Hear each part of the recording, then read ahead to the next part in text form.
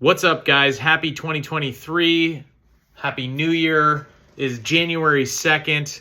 We're all getting back into the offices. Everyone's trying to do their thing and get back into the groove. And wanted to just share a few thoughts of what I think is going to happen this year compared to all the stuff you see in the news. Obviously, you can look up national news. You can look up even local news. And a lot of times they work from data that might seem a little bit old. And I know a lot of people that we've been talking to client-wise are kind of in this conundrum of what to do this year. And I want to give you guys just a couple of things to think about as you figure out kind of what the new year looks like and what 2023 looks like in terms of plans for real estate, whether you're buying a house, buying a condo, selling a house, selling an investment property. Just a couple levers to kind of look at and think about as you guys are kind of figuring out what's your game plan, because I know everybody's got their notepads out and they're all trying to like map out their year. So I want to give you guys just a couple of things that I'm seeing in the market that I think is interesting, that I think might be worth you guys following, whether you are interested to buy or sell a house or you're not, just to kind of get a pulse of local real estate here in San Diego is what's going on. So I'm going to stick to really three topics because I think that's kind of where the meat and potatoes of everything is when it comes to figuring out what's going to happen. There's lots of other little outliers and things we can't control, but the things we can watch every day to figure out, hey, what's really going to happen. The first one is inventory. We started off the year today. I checked in our local MLS. There are 2,500 attached and detached homes for sale right now. Last year when we started exactly today, this year, we were about 1,250 homes. So we're just about really double, a little over double of what we were last year. Normally when we start a year pre-COVID era, I think we'll see probably somewhere in the 4,500 to 5,500-ish homes is pretty normal. A lot of homes, typically they'll come off the market and then relist in early January. We really start to see things really start picking up, probably more around Super Bowl weekend in the first week of February. A lot of people getting homes ready for sale, doing all the preparation, waiting till the buyers start getting more active. And we'll start moving, but that still leaves us with quite a low inventory, all things considered. When we look at the market as a whole, 2,500 homes, let's say another couple hundred come on, so we're just shy of 3,000. It's a very low inventory. So what that means is the buyer is looking for a house right now, although they do have more options than they did in the last 2 years at the start of the year.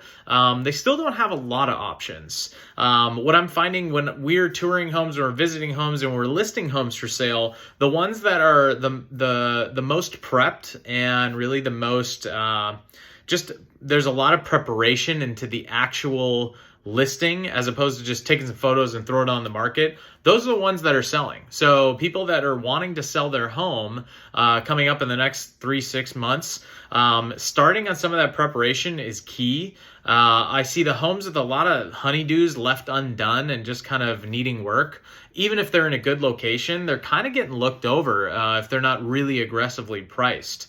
So we're seeing very low inventory. A lot of this low inventory, though, is caused mostly because the person who owns that house, especially if they have debt on it right now, they probably refinanced in the last 2 years and they're sitting on like a 2.75, 3.25 interest rate.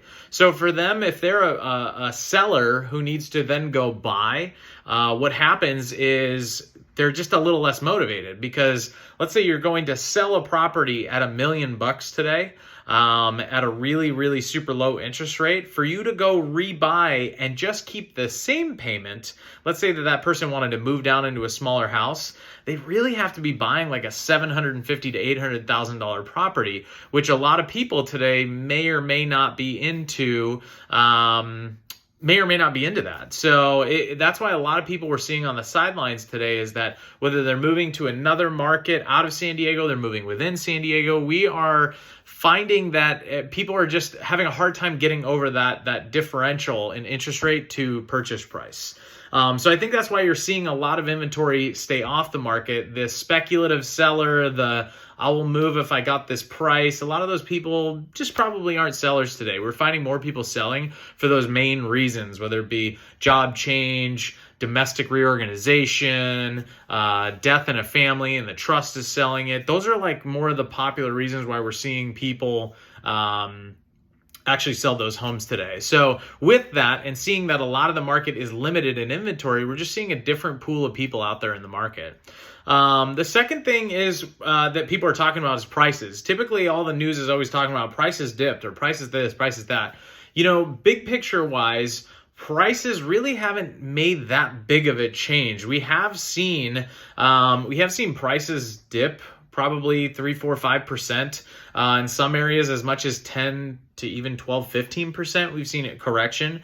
We did also have like a 35 to 45% run up in different areas of part of San Diego. So we saw a crazy run up. So we've really just taken some of the froth off the top of that, which is, I think, super important for people to realize, is that your home is still worth a lot more than it was January 2nd, 2020. So keep that in mind as you guys are thinking about your game plan and what you're looking to achieve. I would tell people, if people are coming to me saying, hey, I'll move if I get this number or that number, that's probably not the market that we're in to be kind of dictating that kind of stuff. The buyers today have retained a lot more control of the process, and it's not a free-for-all, unless you have that 1% of 1% property that is in pristine condition or in super prime location. I'm still seeing, you know, 2, 3, 4, 5 offers on homes that are really, really hot. Whereas the days of 20 and 30 and 40 offers are gone. That's just not there. So prices, in my opinion, they will come down a little bit further, because we're seeing a lot of people put on properties that are probably actually worth less to begin with, and they're putting them on at a higher price, hoping, praying that they can get some value out of the market still. And what we're noticing is those homes are all going to have to take a price hit, which in the market is going to look like the price has deteriorated a little bit. But in actuality, they were just trying to put on a home for sale at a price that was like, let's call it 2021 or early 2022 valuation. And a lot of that, you know, when we sit down with a seller, a lot of that we look at is a collaborative effort between the seller and us of figuring out what's the best price to market the home at and what the home will actually sell for. And a lot of times those are two different things. So prices, will probably see those come down a little bit further. If you've thought about selling a house, it will probably be worth a little bit less. I don't know how much less, and no one really has a crystal ball. It'll probably be worth a little bit less as we roll into the end of Q1 and into Q2. We're hoping that a little bit of the seasonal momentum will pick back up, but you know, it's really hard to say in the beginning. But that's one thing I would watch is, do I think somebody's going to get a deep discount on a house today? Probably not. More than likely, the buyers who we're talking to saying, I'm going to wait till prices fall, you're probably right. They will fall a little. I don't know that they will fall enough to offset making a family decision of moving later on. I don't necessarily think that's going to be the case. We will probably see a few percent discount off the home prices that we see today. We'll see a big run of these probably start changing their prices, if you think about it, and they're all starting to list their homes in late January, February. The fatigue of showing it and dealing with it, a lot of times the seller just says, all right, let's cut the price. If it happens, probably won't happen until March, April timeframe, because that means a home that went on probably February 1 won't start getting tired or stale till probably mid to late March. That is, if it doesn't already sell. So typically where we're going to find some of the price drops, I don't think you're going to find a crazy amount of them this early part of the year, because people are going to refresh everything, come back strong. We've talked to several local builders here in San Diego who have actually come out and said that they're going to be raising prices on their product. A lot of that has to do with item number one that we talked about, inventory. That inventory, because it's so scarce, they're realizing that people will pay the difference. It just might not be every buyer. They might be just dealing with one buyer. So number two is prices. And I think the biggest kick in the gut for everybody here in San Diego or across the entire country is interest rates. Right now, January 2nd, if I go online right now and you type in, just type mortgage interest rates today, you'll see online that they're hovering in the mid to high sixes. which is something that not many people are super familiar with buying a home. A lot of the baby boomer era, goes and tells us stories like we bought a home for 12, 15, 18%. That's great and all, but the house was 1/10 of the cost it is today. So it's not as relevant. So we're seeing people make really strategic, smarter decisions than they were in 2021, where they just didn't care and they would take any house because the interest rate was so cheap and they were marrying that payment. Well, today, if you don't realize that you are, everyone's saying date the rate, marry the house. Well, you may have to date that rate for longer than you were planning for. So be smart about that. My recommendation for everybody is keep talking to the mortgage person you're dealing with. For us, we connect with really good mortgage people. Keep talking with them. There are ways to get less interest rate or a better interest rate, but that doesn't always hold, to the average buyer. If you're a higher echelon buyer who has better banking relationships, there are ways to get cheaper money. We're seeing a lot of our clients actually move away from the 30-year fixed because they know they're going to refinance. Historically, people refinance every 3 years. So knowing that, people are moving a lot more to those 5 and 7, 10-year ARMs. They're finding that to be a better product. And these aren't bad loans. These are people putting 20, 25, 30+% down. With lending standards being as strict as they are, what I'm finding today is that the buyer is still having to really cross every T and dot every I. They're not getting away with very much today. And banks have become a lot more stringent because they're seeing a little shift in the marketplace.